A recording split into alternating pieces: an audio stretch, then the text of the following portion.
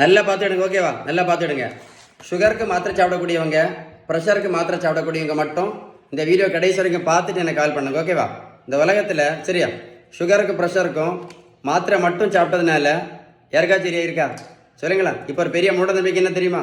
Rice சாப்பிட்டதுனால தான் சுகருக்கு மாத்திரை போடுறோம், ரைஸ் சாப்பிட்டதுனால தான் இன்சுலின் போட்டுட்ருக்காங்க அப்படின்னு. அப்படி தானே? நான் ஒரு கேள்வி கேட்குறேன், பதில் சொல்கிறீங்களா? வட இந்தியாவில் அவங்க ரைஸ் சாப்பிடவே மாட்டாங்களே. வட இந்தியாவில் எத்தனை பேர் சுகருக்கு மாத்திரை போடுறாங்க, எத்தனை பேர் இன்சுலின் போட்டுட்ருக்காங்க? என்னைக்காவது யோசிச்சு பார்த்தீங்களா? கரெக்ட் தானே? நடைபயிற்சி மட்டும் பண்ணதில்ல, யாராவது சுகர் மாத்திரை நடத்தியிருக்காங்களா? இல்லை இன்சுலின் நடத்தியிருக்காங்களா? இல்லை யாராவது வெயிட்டு குறைச்சிருக்காங்களா? நடைபயிற்சி மட்டும் பண்ணதில்ல. நல்லா கேட்டுடுங்க. 1 கிலோமீட்டர் நடைபயிற்சி பண்ணினா கூட 40லேருந்து 50 கேலரி மட்டும்தான் இறக்க முடியும். அதில் நடைபயிற்சி மட்டும் பண்ணி எந்த மாத்திரையும் நடத்த முடியாது, வெயிட்டு கண்டிப்பாக குறைக்க முடியாது. ஒரு பேப்பர் எழுதி வச்சுடுங்க. கரெக்ட் தானே? சிறுதானியம் மட்டும் சாப்பிட்டதுனால யாராவது சுகர் மாத்திரை நடத்தியிருக்காங்களா? இல்லை யாராவது இன்சுலின் நடத்தியிருக்காங்களா? இல்லை யாராவது வெயிட்டு குறைச்சிருக்காங்களா சிறுதானியம் மட்டும் சாப்பிட்டதுனால? சொல்லுங்கள். வெந்தயம், ஆவாரம்பூ, கொய்யா இலை, மாங்காய் இலை, கிரீன் டீ, கருவேப்பிலை, கரிஞ்சீரகம், நெல்லிக்காய் ஜூஸ், நாவல் பழம். இப்போ எது ஃபேமஸ் தெரியுமா? முக்கரட்டை கீரையும் சிறு குறிஞ்சான் பொடியும். எல்லாமே நல்லது தான். நான் என்ன கேட்குறேன்னா, இதை சாப்பிட்டதுனால யாராவது சுகர் மாத்திரை நடத்தினாங்களா? இல்லை யாராவது பிபி மாத்திரை நடத்தினாங்களா?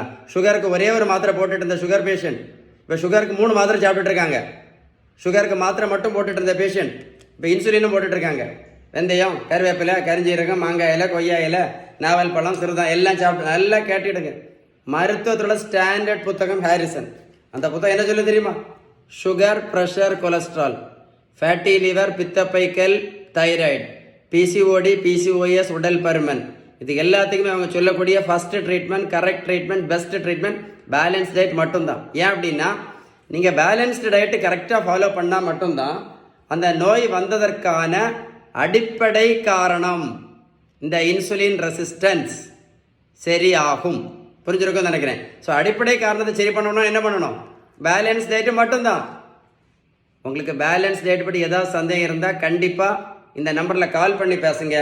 நீங்கள் பேலன்ஸ் டயட்டு கடைபிடிக்காமல் இருந்தீங்க அப்படின்னா நீங்கள் சாப்பிட்டுட்டு இருக்கக்கூடிய இதே மாத்திரையும் இதே இன்சுலினும் இன்னும் 50 வருஷம் போட்டால் கூட நோய் கண்டிப்பாக குணம் அடையாது அப்படின்னு அந்த புத்தகம் தெளிவாக சொல்லுது. ஏன் அப்படின்னா, நீங்கள் அடிப்படை காரணத்தை சரி பண்ணவே இல்லை இது வரைக்கும். புரிஞ்சிருக்கோன்னு நினைக்கிறேன். இந்த வீடியோவை கண்டிப்பாக லைக் பண்ணி ஷேர் பண்ணி வீடியோ சேவ் பண்ணி வைங்க. ஒரு கூட போட்டு கேளுங்க, அப்போ தான் உங்களுக்கு கரெக்டாக புரியும். சரியா? Stay tune.